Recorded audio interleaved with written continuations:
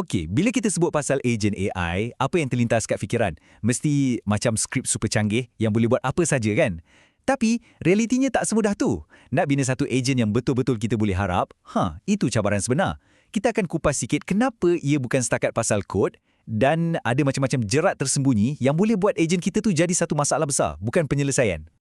Cuba fikirkan sekejap. Ejen AI yang anda dah bina tu, adakah ia sebenarnya satu bom jangka? Serius, kalau kita tak kawal betul-betul, ia boleh jadi macam tu. Bayangkan, ia buat panggilan API non-stop. Bukan je tak efisien, tapi ia boleh sedut habis bajet anda atau lebih teruk, rosakkan sistem tanpa kita sedar langsung. Jadi, persoalannya sekarang, macam mana kita nak jinakkan bom ni? Okey, jom kita bedah siasat sikit apa masalah utamanya. Okey, kalau skrip biasa, mungkin dia buat 1-2 panggilan API, lepas tu settle.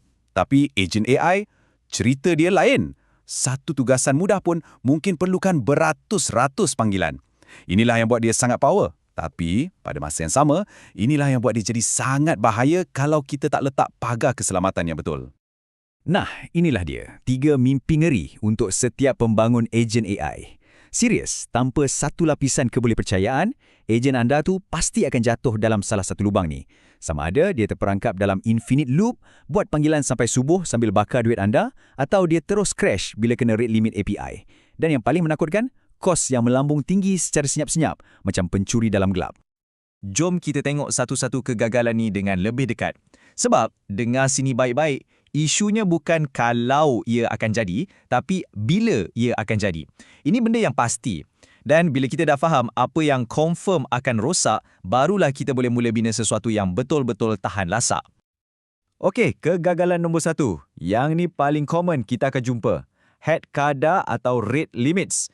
Ejen kita ni kadang-kadang terlebih semangat. Dia buat permintaan laju sangat, bertalu-talu. Sampai satu tahap, penyedia API tu akan jerit. Oi, cukup, relax sikit. Dan masalahnya, bukan setakat ejen tu berhenti. Kalau benda ni jadi banyak kali, alamatnya kunci API anda kena gantung. Game over. Yang kedua, tamat masa atau timeouts. Yang ni kadang-kadang bukan salah kita pun. Mungkin internet slow atau servis API tu sendiri tengah down. Tanpa ada satu mekanisme timeout, ejen anda akan jadi sangat setia. Dia akan tunggu je jawapan tu, tunggu dan tunggu sampai kiamat. Tergantung macam tu je membazir masa dan sumber. Dan yang ketiga, ralat API. Selalunya, ini cuma ralat sementara je kat server sana. Mungkin server tengah sibuk, terlebih beban sekejap. Kalau ejen kita tak diajar untuk handle benda-benda macam ni, dia akan terus crash, terus berhenti. Padahal, kalau dia sabar sikit, cuba lagi seminit 2, mungkin masalah tu dah tak ada. Kan dah rugi. Okey, kita dah nampak semua masalah tadi kan, menakutkan.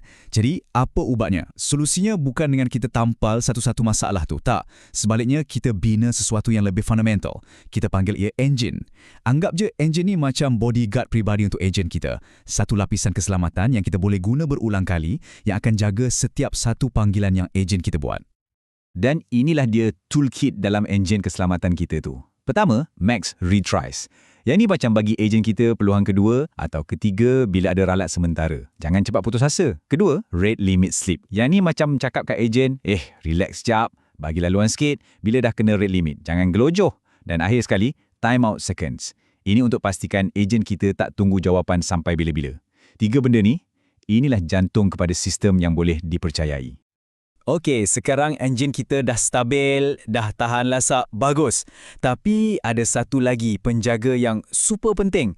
Mungkin yang paling penting sekali. Penjaga dompet anda. Sebab ejen yang tak mudah crash tu memang hebat. Tapi ejen yang tak buat kita bankrupt. Itu lagi hebat kan?